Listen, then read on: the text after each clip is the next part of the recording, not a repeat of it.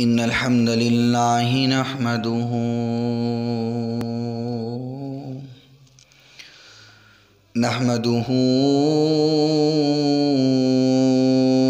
ونستعينه ونستغفره ونؤمن به ونتوكل عليه ونعوذ بالله من شرور أنفسنا ومن سيئات أعمالنا من يهده الله فلا مضل له ومن يضلل فلا هادي له وأشهد أن لا إله إلا الله وحده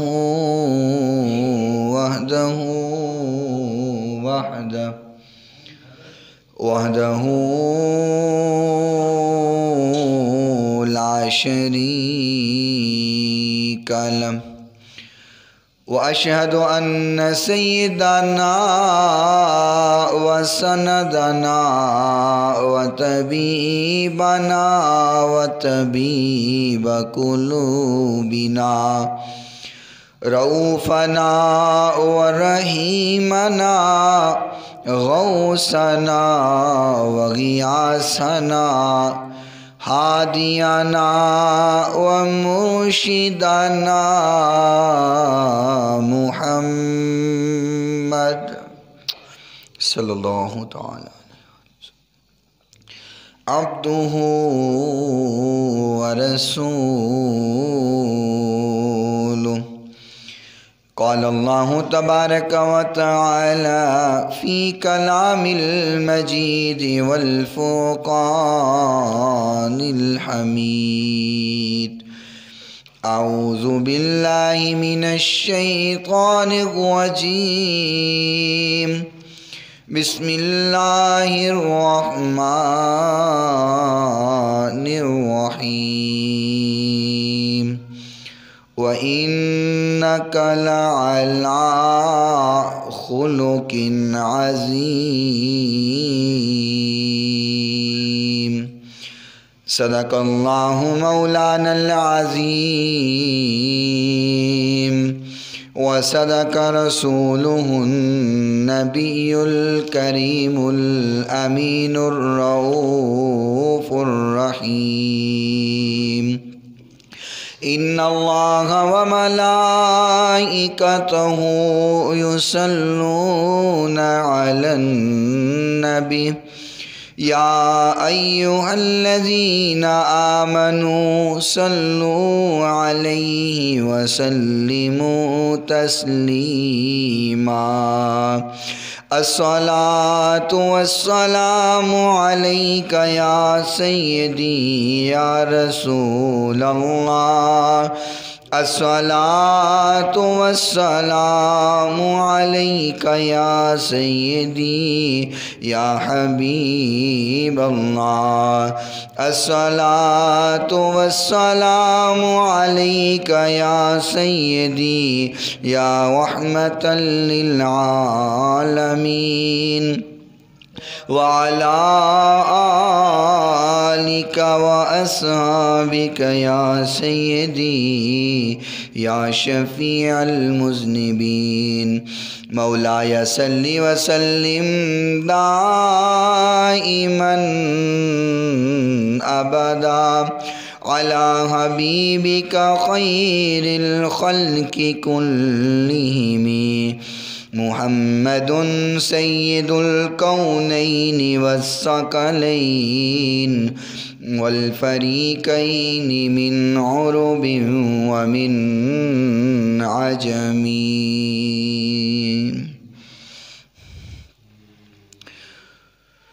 حال دل کس کو سنائیں آپ کے ہوتے ہوئے حال دل کس کو سنائیں، آپ کے ہوتے ہوئے حال دل کس کو سنائیں، آپ کے ہوتے ہوئے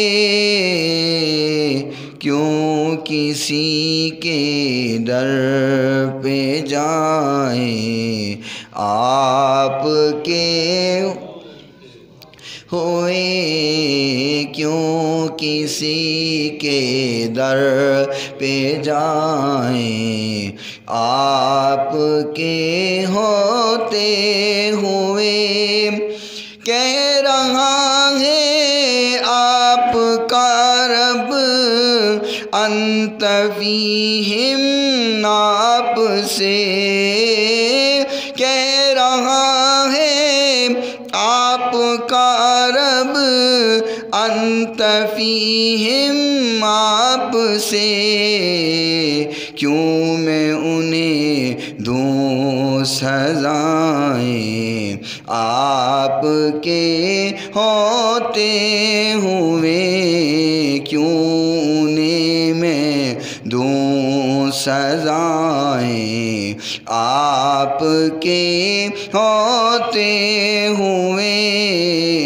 حال دل کس کو سنائیں، آپ کے ہوتے ہوئے اپنا جینا اپنا مرنا بس اسی چوکھٹ پہ ہے، اپنا جینا اپنا مرنا بس اسی چوکھٹ پہ ہے، ہم کہاں سرکار جائیں، آپ کے ہوتے ہوئے ہم کہاں سرکار جائیں، آپ کے ہوتے ہوئے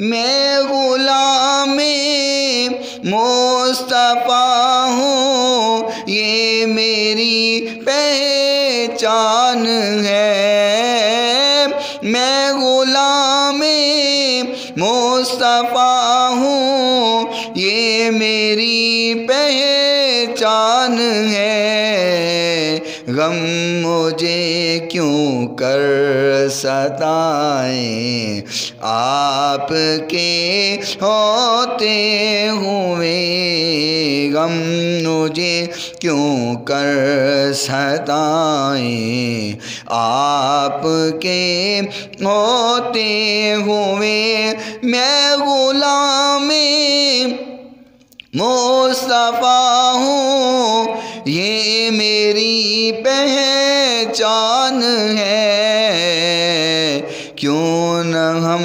جنت میں جائیں، آپ کے ہوتے ہوئے کیوں نہ ہم جنت میں جائیں، آپ کے ہوتے ہوئے حال دل کس کو سنائیں، آپ کے ہوتے ہوئے کیوں کسی کے در پہ جائیں، آپ کے ہوتے ہوئے۔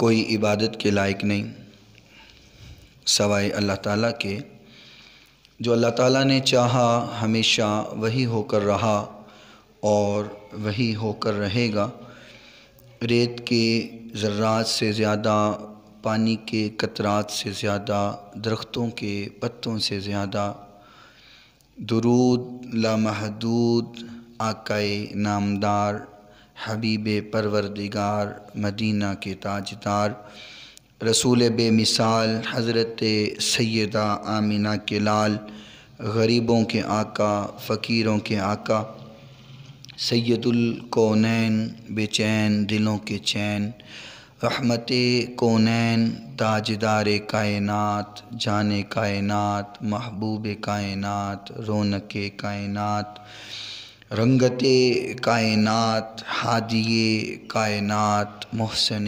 کائنات رہبر کائنات معلم کائنات مدبر کائنات محسن کائنات رہبر کائنات منیر کائنات تنویر کائنات تدبیر کائنات جمال کائنات کمال کائنات وقار کائنات اصل کائنات حسن کائنات حکیم کائنات مقصود کائنات نبض کائنات دانائے سبل ختم الرسل مولائے کل ہادی نور مجسم شفیع معظم رحمت دو عالم رسول محتشم امام الانبیاء سید الانبیاء سید العالمین خاتم النبیین رحمت للعالمین اللہ کے پیارے دکھی دلوں کے سہارے امت کے سہارے اور صبح کائنات کے شمس الضحیٰ شام کائنات کے بدر الدجا رب کے محبوب دانائے غیوب مالک تاج فخر عرب و عجم والی کون و مکان سیاہ لا مقام سید انس و جاں صبح ازل جلوائے صبح ازل نور ذات لم یزل باعث تدوین عالم فخر آدم و بنی آدم نیر بطحا شاہد ماتوا حضرت احمد مجتبی حضرت محمد الرسول اللہ صلی اللہ علیہ وآلہ وصحبہ وبارک وسلم کی ذات گرامی کے لیے آپ کی پاکیزہ آل کے لیے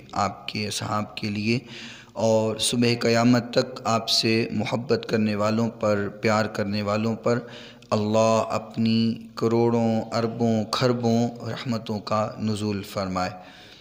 اور آج کے اس مختصر وقت میں جس بات کو آپ کے گوش گزار کرنے کا ارادہ رکھتا ہوں تو دعا کرتا ہوں کہ بیان کرنے کے بعد اللہ رب العزت سب سے پہلے مجھے اور سننے کے بعد آپ تمام سامعین کو عمل پیرا ہونے کی توفیق عطا فرمائے۔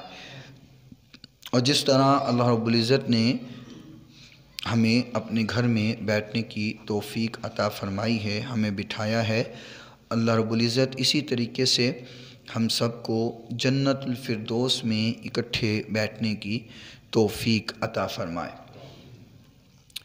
حضرت سلمان بن سہیم رحمہ اللہ تعالی یہ شاگرد ہیں حضرت سعید ابن مسیب کے رحمۃ اللہ علیہ تعالی۔ سید ابن مسیب یہ تابعی ہیں اور انہوں نے 40 سال تک ہمیشہ مؤذن سے پہلے مسجد میں آ جاتے تھے، یعنی کہ مسجد میں کبھی انہوں نے ناغہ نہیں کیا، اور کبھی نماز تو قضا ہونا بہت دور کی بات ہے، اذان بھی وہ مسجد میں آ کے سنا کرتے تھے۔ اور نماز کی اتنی باقاعدگی اور اتنی پابندی نماز کی، جب یزید لعین ملعون پلید نے مسجد نبوی کے اندر گھوڑے باندھ دیے اور اذان رک گئی، نماز رک گئی، اور اس بدبخت نے جو مسجد نبوی کے نمازی تھے ان کو دھکے دے کر کے مسجد سے باہر نکالا۔ تو حضرت سعید ابن مسیب جو تھے یہ فرماتے ہیں کہ میں نے بال اپنے بکھیر لیے، کپڑے گندے کر لیے اور داڑھی بکھیر لی کہ جیسے کوئی دیوانہ ہوتا ہے، کوئی مجنوں ہوتا ہے، پاگل ہوتا ہے، تو پاگلوں جیسی حالت بنا لی تاکہ یزید یہ سمجھے کہ یہ تو مجنوں ہے، یہ تو دیوانہ ہے، پاگل ہے، یا اس کے حواری یا اس کے فوجی یہ سمجھیں یہ تو پاگل ہے۔ تو انہوں نے اپنا حال حلیہ تھوڑا سا مجنوں جیسا بنا لیا۔ تو فرماتے ہیں میں اپنی وہ حالت کو بگاڑ کر کے حضور کے ممبر کے پیچھے چھپ گیا، ممبر کے پیچھے چھپ گیا، اور تقریباً 40 دن تک مسجد نبوی کے اندر نماز نہیں ہوئی تھی، اذان نہیں ہوئی تھی، اور مسجد نبوی کے اندر یزید نے اپنے گھوڑے باندھ دیے ہوئے تھے۔ تو حضرت سعید ابن مسیب فرماتے ہیں کہ میں حضور کے ممبر کے پیچھے چھپ گیا۔ تو پوچھنے والوں نے پوچھا کہ 40 دن تک، پھر اس کا مطلب ہے کہ چونکہ آپ تو نماز کی بڑی باقاعدگی کرتے ہیں اور نماز کبھی چھوڑتے نہیں ہیں، تو جب آپ 40 دن تک حضور کے ممبر کے پیچھے چھپے رہے تو اس کا مطلب پھر آپ کی نمازیں تو رہ گئی ہوں گی، تو آپ نے نماز کیسے پڑھی ہوگی؟ تو آپ نے فرمایا کہ وہاں پر بھی میری نماز قضا نہیں ہوئی۔ تو کہا قضا کیوں نہیں ہوئی؟ پھر اس کا مطلب آپ نے جماعت کے بغیر پڑھی؟ فرمایا میں نے جماعت کے بغیر بھی نہیں پڑھی ہے۔ آپ یقین کریں میں بات جب بتاؤں گا تو آپ کے سینے پھٹنے والے ہو جائیں گے اور خوشی سے باغ باغ ہو جائیں گے کہ صحابہ کرام کا اور تابعین کا وہی عقیدہ تھا جو آج سنیوں کا عقیدہ ہے۔ تو فرمایا جماعت رہ گئی ہوگی؟ کہا نہیں، جماعت بھی نہیں رہی۔ کہا جماعت سے نمازیں پڑھی ہیں 40 دن؟ کہا کیسے پڑھی ہیں؟ کہا میں حضور کے ممبر کے پیچھے چھپا ہوا تھا، مجھے حضور کے روزے کے اندر سے بلال کی اذان کی آواز آ جاتی تھی۔ تب گھڑیاں تو نہیں تھی اور باہر جا کے سورج دیکھ نہیں سکتے تھے، وقت کا کیسے تعین ہوتا؟ فرمایا مجھے حضور کے روزے سے اذان کی آواز آتی تھی، اور پھر کچھ دیر بعد تاجدار صداقت کی اقامت کی آواز آتی تھی اور حضور کی جماعت کی آواز آتی تھی۔ حضور اپنے روزے میں جماعت کرواتے تھے، تاجدار صداقت اقامت کہتے تھے، اور میں حضور کے ساتھ جماعت کے ساتھ نماز ادا کرتا تھا۔ سبحان اللہ، بے شک سبحان اللہ، اللہ اکبر۔ ان کے شاگرد ہیں حضرت سلمان بن سہیم رحمۃ اللہ علیہ تعالی۔ تو وہ فرماتے ہیں کہ مجھے خواب میں حضور کی زیارت ہوئی، میں نے حضور کو دیکھا۔ ذرا کہو نا سبحان اللہ۔ محبت سے سبحان اللہ کہا کرو، ہو سکتا ہے ہمیں بھی زیارت ہو جائے، اور یقینی طور پہ جو حضور پہ درود پڑھتا ہے حضور اس کو ضرور اپنی زیارت کرواتے ہیں۔ جو درود پڑھتا ہے حضور اس کو ضرور زیارت کرواتے ہیں۔ یہ تو ہو ہی نہیں سکتا کہ غلام درود پڑھے اور آقا دیدار نہ کرائے، اور اگر نہیں ہو رہا تو پھر ہم میں کوئی کمی ہے، ہم سے کچھ بھول ہو رہی ہے، کچھ کمی رہ رہی ہے کہ جو ہم درود بھی پڑھتے ہیں اور ہمیں زیارت نہیں مل رہی۔ وگرنہ سائیں تے دیر کر دے ہی نہیں نے، کوئی سرکار نے یاد کرنے والا ہوئے، سرکار تے دیر کر دے نہیں، فوراً دیدار عطا فرما دیتے ہیں۔ حضور کی زیارت ہوئی حضرت سلمان کو، تو جب زیارت ہوئی تو آپ نے آقا کائنات سے سوال کیا، فرمایا یا رسول اللہ، ساری دنیا آپ پہ درود پڑھتی ہے، ہر کسی کی آواز مختلف ہے، لہجہ مختلف ہے، بولیاں مختلف ہیں، بولنے کا انداز مختلف ہے، ہر 20-30 کلومیٹر کے بعد بولنے کا انداز بدل جاتا ہے، لینگویج بدل جاتی ہے، بولیاں بدل جاتی ہیں۔ تو فرمایا کائنات کے اندر اتنی بولیاں ہیں، لوگ آپ پر درود بھی پڑھتے ہیں، سلام بھی پڑھتے ہیں، آپ کی نعت خوانی بھی کرتے ہیں اور آپ کی تعریف بھی کرتے ہیں، کیا آپ کو سمجھ آتی ہے؟ یہ نہیں پوچھا کہ آپ سن لیتے ہیں، کہا آپ کو سمجھ آتی ہے؟ آپ بات سمجھے؟ سوال یہ نہیں کیا کہ کیا آپ سن لیتے ہیں، کیونکہ صحابہ کا یہ عقیدہ تھا کہ جہاں بھی بلاؤ، جب بھی بلاؤ، کوئی اور سنے نہ سنے، تاجدار کا امام تو سن لیتا ہے۔ تو فرمایا کہ لوگ مختلف بولیوں کے اندر آپ پہ سلام پڑھتے ہیں، درود پڑھتے ہیں، آپ کی نعت خوانی کرتے ہیں، آپ کی ثنا خوانی کرتے ہیں، آپ کی تعریف کرتے ہیں، تو فرمایا جب لوگ درود پڑھتے ہیں تو آپ کو سمجھ آتی ہے؟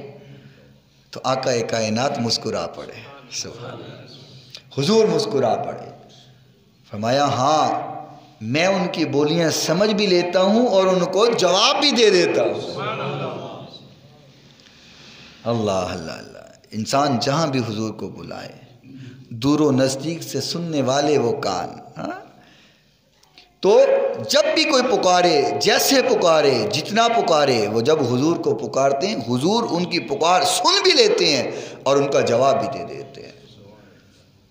تو فرمایا یا رسول اللہ اگر آپ سن لیتے ہیں اور جواب دیتے ہیں تو پھر ہمیں آواز کیوں نہیں آتی، ہم سن کیوں نہیں پاتے؟ تو فرمایا اللہ نے یہ پردہ رکھا ہوا ہے، اگر میری آواز تم سننے لگ جاؤ تو پھر تمہارے لیے جینا محال ہو جائے، تم پھر جی نہ سکو، تم اپنی جانیں قربان کر دو، جینا مشکل ہو جائے تمہارے لیے اگر تم میری آواز کو سننا شروع کر دو۔ اللہ اکبر۔ بزرگوں سے کوئی اہل عقل بحث پڑھے، چونکہ عشق اپنے فیصلے خود کرتا ہے، یہ دلیلوں کا محتاج نہیں ہوتا۔ عقل انسان کو عشق کرنے نہیں دیتی۔ حضور کی محبت میں جو صحابہ دیوانے ہوئے پڑے ہیں وہ عقل سے کام نہیں لیتے تھے، وہ حضور کی محبت میں بہہ جاتے تھے۔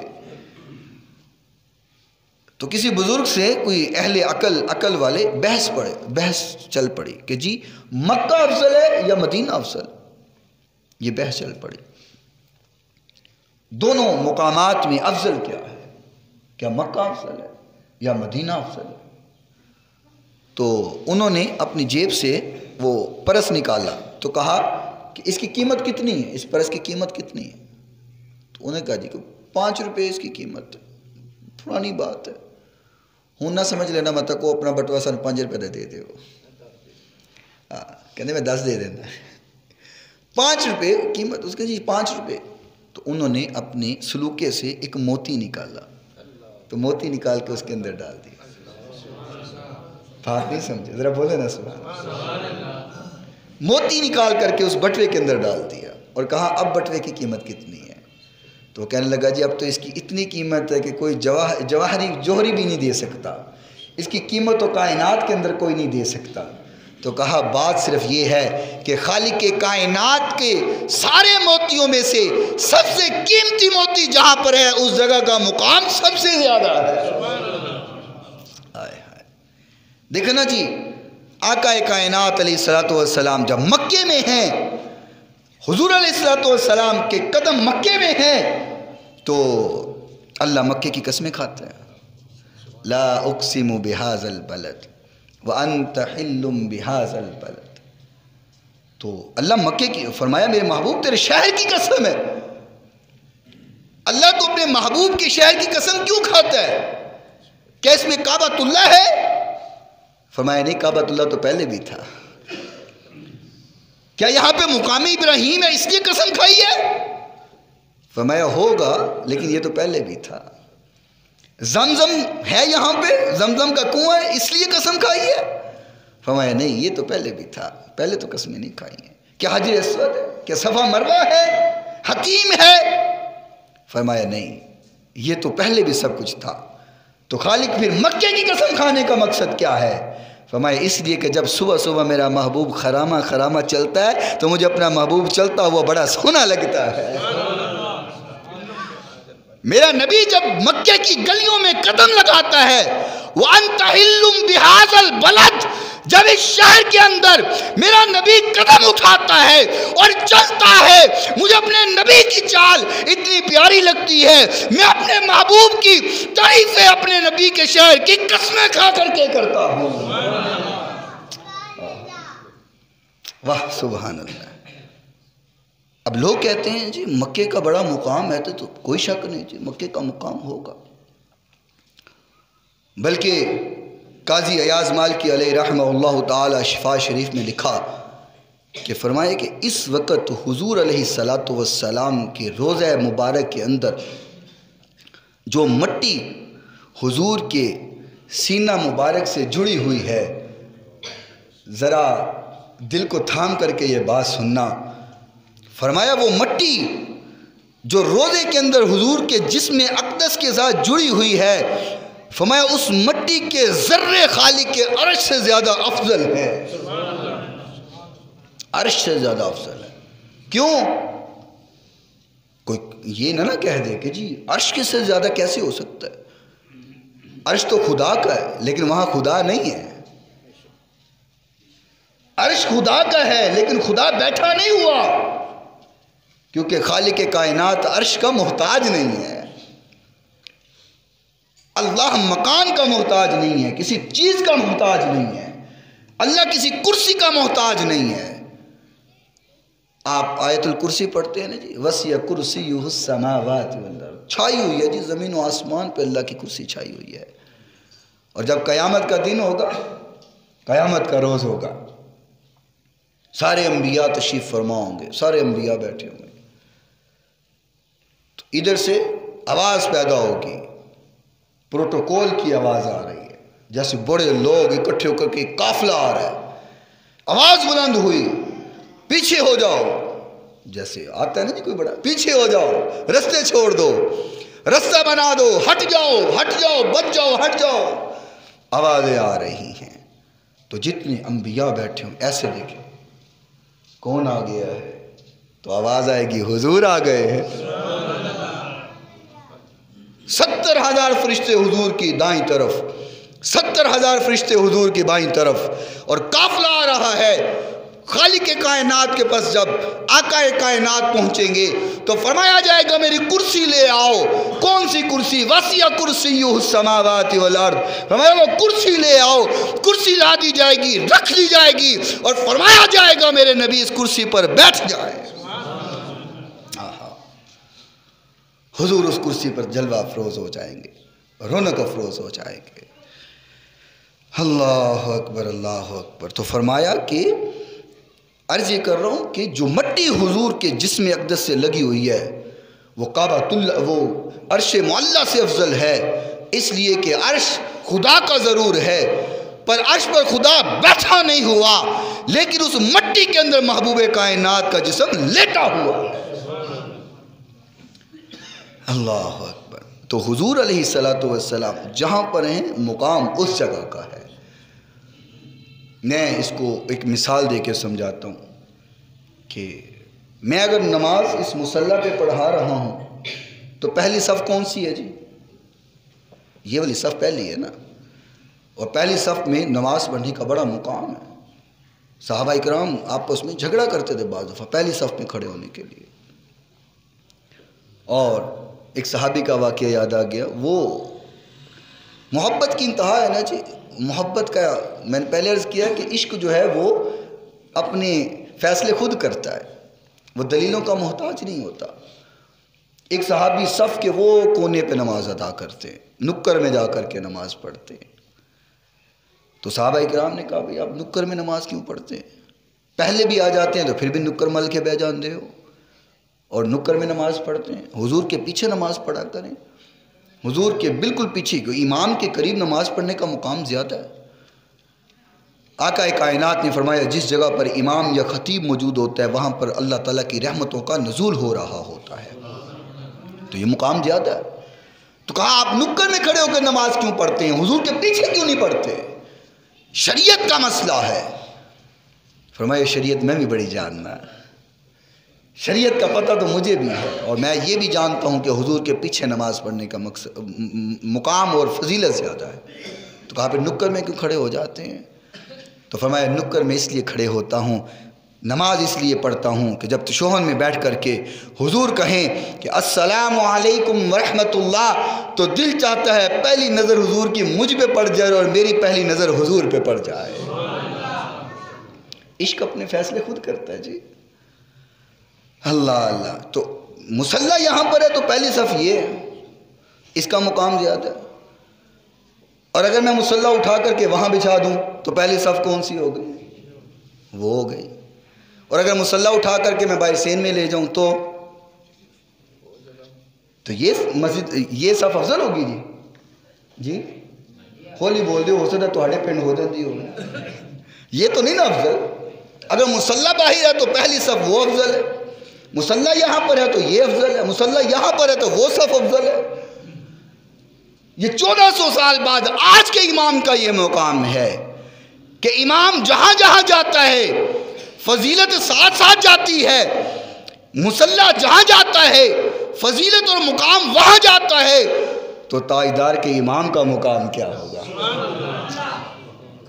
حضور مکے میں ہیں تو مقام مکے کا زیادہ ہے، اور حضور مکے سے نکل کر کے غار ثور میں گئے ہیں تو مقام غار ثور کا زیادہ ہے، اور حضور غار ثور سے اگر معبد کے جھونپڑی میں گئے ہیں تو مقام اس کا زیادہ ہے، اور آپ جھونپڑی سے مدینے کے اندر پہنچے ہیں تو مقام، آپ حضرت ابو ایوب انصاری کے گھر میں ہیں تو مقام، جہاں جہاں میرا نبی جا رہا ہے مقام پیچھے پیچھے جا رہا ہے، فضیلت اور عظمت پیچھے پیچھے جا رہی ہے۔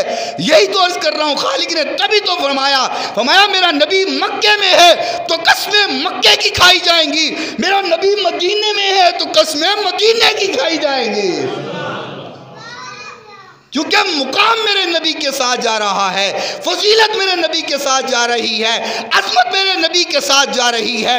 آقا جب مدینے میں ہے مکے کا مقام زیادہ ہوگا، کعبۃ اللہ ہے، وہاں پہ حجر اسود ہے، وہاں صفا مروہ کی سعی ہے، وہاں حتیم ہے، وہاں مقام ابراہیم ہے، سب کچھ مکے میں ہے، لیکن سن لو ما بین بیتی و منبری روضۃ من ریاض الجنہ، مقام بڑا مکے کا، لیکن یاد رکھو جنت تو مدینے میں ہے۔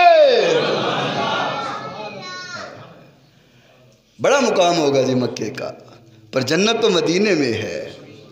ما بین بیتی و منبری روضۃ من ریاض الجنہ، فرمایا میرے منبر سے لے کر کے اور میرے حجرے تک جتنا ٹکڑا ہے وہ زمین کا نہیں، وہ تو جنت کا ٹکڑا ہے۔ اللہ اکبر۔ ہاں تو اسی لیے فرمایا کہ حضور خالق کائنات کے موتیوں میں سے انمول موتی ہیں، تو فرمایا جہاں یہ موتی موجود ہے مقام تو پھر اس جگہ کا ہی ہے نا۔ اعلیٰ حضرت جب اللہ اکبر امام مالک رحمۃ اللہ علیہ، میں تو کہا کرتا ہوں ہمارا مسلک جو ہے عشق و محبت میں امام مالک والا ہے، 40 سال مدینے میں رہے، 40 سال مدینے میں امام مالک علیہ رحمہ اللہ تعالیٰ رہے، تو کسی نے کہا جی آپ مکے کیوں نہیں جاتے، مکے بھی جایا کرے، 40 سال ہو گئے مدینے میں رہتے ہوئے، تو فرمایا ایک باری ہو آیا بڑا ہے، ہولی ہولی بولو کہ جب پولیس نہ پھڑ کے لے جائے، فرمایا ایک باری ہو آیا بس بڑا ہو، ہمیں اب کیوں نہیں جاتے، ہمیں ڈر لگتا ہے کہ مدینے سے نکلوں اور کہیں موت نہ آ جائے، کہیں مر نہ جاؤں، مدینے کے اندر موت آنی چاہیے۔ آقا کائنات نے فرمایا کہ جو ایمان کی حالت کے اندر اور ایمان کی حالت میں میرے شہر مدینے میں مرے گا، فرمایا اس کی شفاعت کرنا مجھ پہ لازم ہو جاتا ہے۔ آئے ہائے مدینے میں مرو، مرنا ہے ایمان سے دے موت مدینے کی گلی میں، ذرا بولو نا سبحان اللہ۔ میرا کوئی سٹاکی زور لگتا ہے، کوئی سٹاکی تو بھی تو لگنا چاہیے نا۔ ایمان سے دے موت مدینے، ایمان سے دے موت مدینے کی گلی میں، مدفن میرا سرکار کے قدموں میں بنا دے، ایمان سے دے موت مدینے کی گلی میں، ایمان سے دے موت مدینے کی گلی میں، مدفن میرا، لوگ جنت میں جائیں گے۔ آقا نے فرمایا کہ تمام جنتیوں کی جو صفیں ہیں وہ 120 ہوں گے۔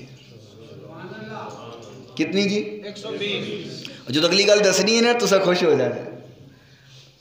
تھوڑے دل راضی ہو جانے نے.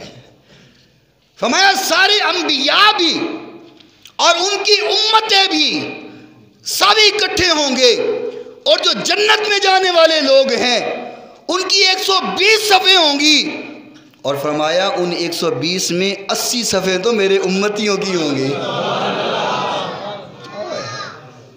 80 صفیں امت محمدیہ کی ہوں گی، 40 صفیں جو ہیں وہ باقی نبیوں کی، باقی امتیوں کی. سبحان اللہ. یا کائنات علیہ السلام کی امت میں ہم پیدا ہوئے، مزہ نہیں آ رہا؟ یہ اعزاز نہیں ہے؟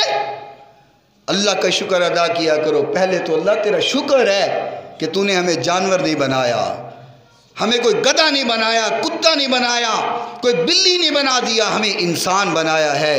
اور دعا کیا کرو کہ انسان بنانے کے بعد اللہ تیرا شکر ہے کہ تو نے ہمیں گستاخ نہیں بنایا، حضور کا عاشق مسلمان بنایا ہے. اور یہ بات بھی امام جلال الدین سیوطی علیہ رحمہ نے لکھی ہے، جن کو 72 بار حضور کا جاگتی آنکھوں سے دیدار ہوا ہے. 72 مرتبہ آقا کائنات کا جاگتی آنکھوں سے دیدار ہوا ہے. جب جاگتی آنکھوں سے 72 مرتبہ ہوا ہے تو ذرا سوچو خواب کے اندر کتنا دیدار ہوا ہوگا. اللہ اکبر، اللہ اکبر. تو میرے محترم سامعین، عرض یہ کر رہا تھا علیکہ یا رسول اللہ، درخت بھی کہہ رہا تھا السلام علیکہ یا رسول اللہ. تو آج سنی بھی کہتا ہے. تو پھر یوں صدا لگا دوں کہ شروع سے پوری امت کا ہے نعرہ یا گونج پیدا ہو جائے. شروع سے پوری امت کا ہے نعرہ یا بڑی تحقیق سے ہم نے لگایا یا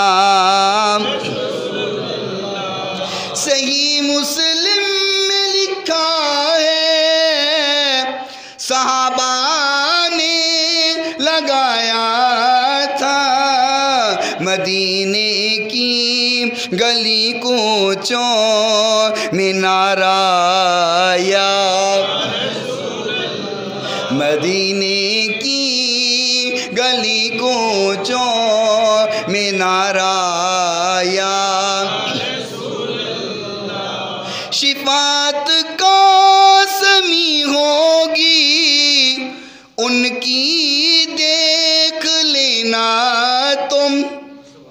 شفاعت قاسمی ہوگی ان کی دیکھ لینا تم.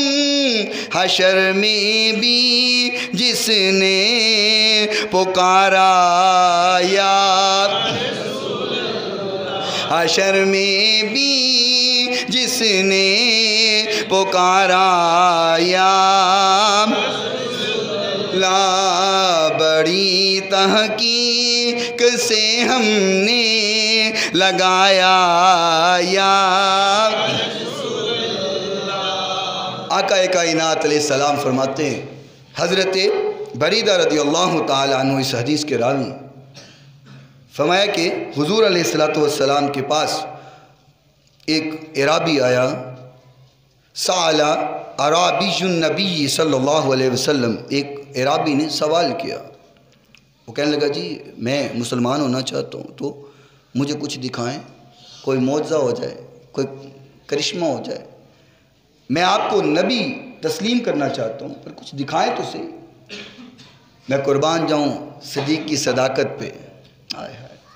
کسی نے کوئی معجزہ طلب کیا، کسی نے کوئی معجزہ طلب کیا، صدیق نے کچھ بھی طلب نہیں کیا، کچھ بھی نہیں مانگا. بس حضور نے کہا، دروازہ کھٹکھٹایا، کہا صدیق مجھ پہ وحی آئی ہے. تو فرمایا ہم نے مان لیا ہے، ہم نے تسلیم کر لیا، ہم نے مان لیا، ہم تو ماننے والے ہیں. اللہ اکبر. تو عرابی کہنے لگا، سوال کرنے لگا جی کچھ دکھائیں. تو آپ نے فرمایا تمہیں دکھاؤں تو مان جاؤ گے؟ فرمایا بالکل میں تسلیم کر لوں گا، مان جاؤں گا. تو آقا کائنات علیہ الصلوۃ والسلام نے فرمایا کہ کل لتلک الشجرۃ فتقطعت عروقها، جاؤ درخت نوں جا کے کہے تینوں اللہ دے نبی بلا رہے نے، اسے پیغام دو، حضور بلا رہے ہیں۔ مجھے ایمان سے بتاؤ یہ مسلمان ہے؟ ابھی تو نہیں ہوا نا، یہ مسلمان ہوا؟ ہولی بول رہے ہو، سمجھ آ رہی ہے، بولے یہ مسلمان ابھی ہوا نہیں ہوا، ابھی تو وہ حضور سے معجزہ طلب کر رہا ہے، ابھی تو حضور کے پاس آیا ہے، یا میں انج محبت نال کہہ دوں حالے تو انہیں حضور دا مکھڑا ویکھیا ہی ہے، ابھی تو حضور کا دیدار کیا ہی ہے، ابھی تو حضور کو دیکھا ہی ہے، تو کہتا ہے معجزہ چاہیے۔ تو آقا کائنات نے فرمایا اچھا معجزہ چاہیے تو لتلک الشجرۃ فتقطعت عروقها، جا انہوں تو جا کر کے کہتا ہے اللہ کے نبی بلا رہے نے۔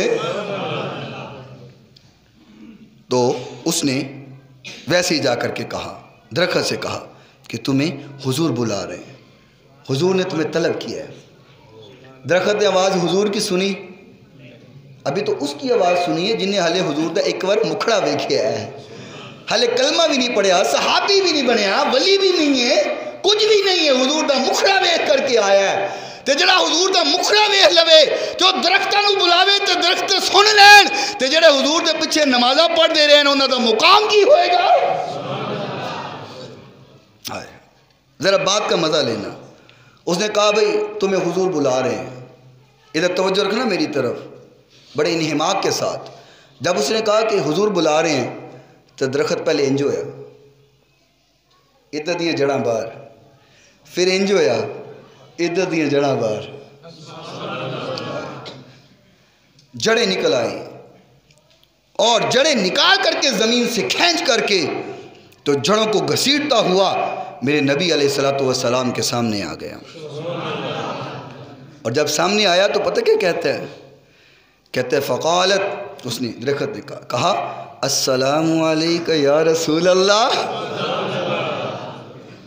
شفا شریف کے اندر قاضی ایاز مالکی علیہ رحمہ اللہ تعالیٰ نے اس کو نقل فرمایا، درخت نے کہا السلام علیکہ یا رسول اللہ، اے اللہ کے رسول آپ پر سلامتی ہو۔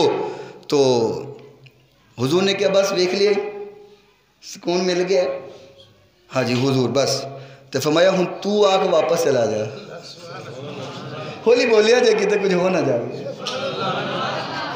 فرمایا تم کہو اب واپس جاؤ۔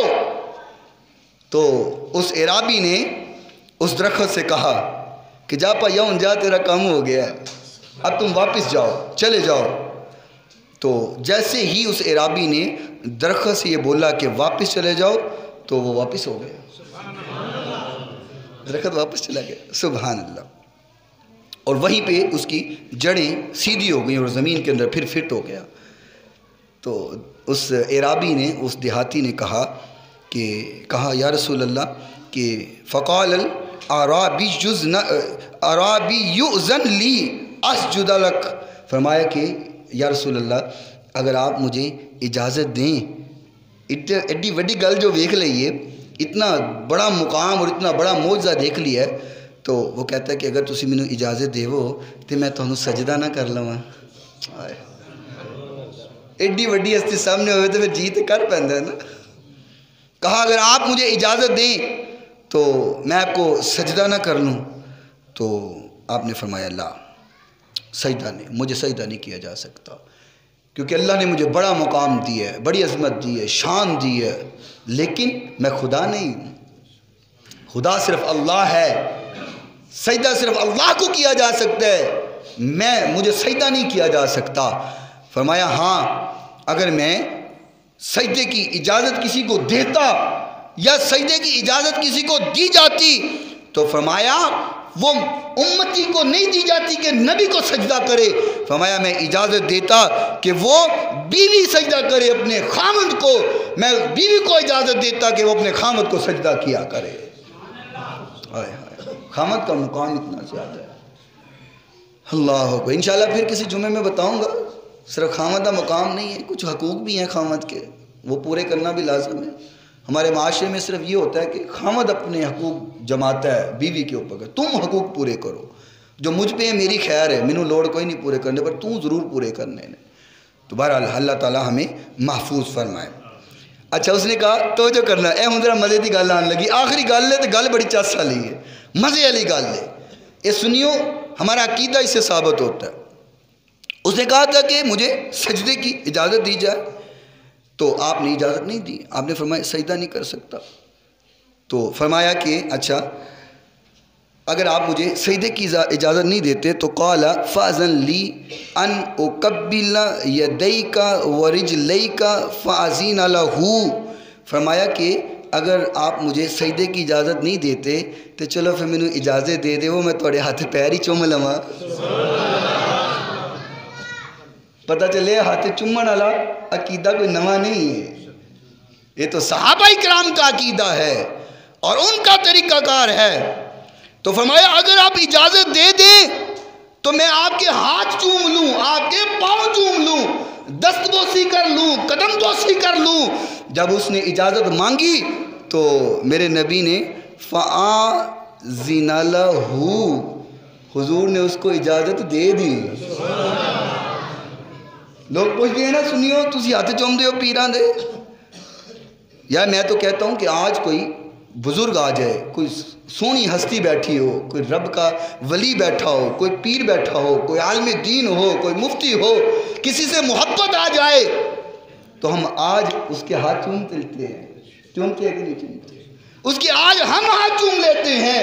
تو ذرا تصور کرو، دماغ گھماؤ اور اپنے تصور میں سوچو کہ آج کا کوئی نیک آدمی ہمیں ملے، ہم اس کے ہاتھ چوم لیتے ہیں، تو جن کے سامنے امام کائنات بیٹھا ہوگا کیا وہ ہاتھ نہ چومتے ہوں گے؟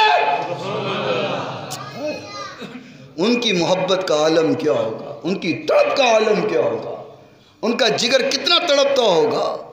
ہائے ہائے یار ایک بات سن لو تو پھر بات ختم ہے۔ ایک صحابی حضور علیہ السلام اکثر صحابہ اکرام سے فرمایا کرتے تھے کہ کسی نے کوئی خواب دیکھا ہے تو وہ اپنا خواب بیان کرے، تو میں اس کی تعبیر پیش کرتا ہوں۔ تو صحابہ اکرام اپنا خواب بیان کرتے، حضور اس کی تعبیر پیش کرتے۔ تو ایک دن ایک صحابی کہنے لگے، توجہ کرنا بڑی مزے کی بات ہے، صحابہ کی محبت ہے نا، ہم تو عشق کے بندے ہیں، ایویں بات بڑھائی ہے، اعلیٰ حضرت فرماتے ہیں ہم تو عشق کے بندے ہیں، ایویں بات بڑھائی ہے، کعبہ ہی بڑا افضل، طیبہ نہ اتنا افضل، کعبہ ہی بڑا زاہد، ہم تو عشق کے بندے ہیں، ایویں بات بڑھائی ہے۔ تو ایک صحابی کہنے لگے، کہتے ہیں یا رسول اللہ میں نے خواب میں دیکھا ہے، توجہ کرنا، فرمایا میں نے خواب میں دیکھا ہے کہ میں آپ کی پیشانی کا بوسہ دے رہا ہوں، تو آپ نے فرمایا آ جا۔ نہیں یار پھر ذرا، اس نے کہا حضور میں نے خواب میں دیکھا ہے، میں نے آپ کی پیشانی کا بوسہ دیا ہے، تو آپ نے امامہ شریف اٹھا کر فرمایا آ جا، تعبیر پوری کر، گلا کر، ایویں سوچی پیا ہے، ایویں سوچی جانا، فرمایا تعبیر پوری کر، آپ بوسہ ہے، صحابی نے بوسہ دیا، سبحان اللہ۔ تو اللہ تعالی ہمیں حضور کی سچی محبت عطا فرمائے، حضور کی محبت میں جینا مرنا عطا فرمائے۔ وآخر دعوانا ان الحمد للہ رب العالمین۔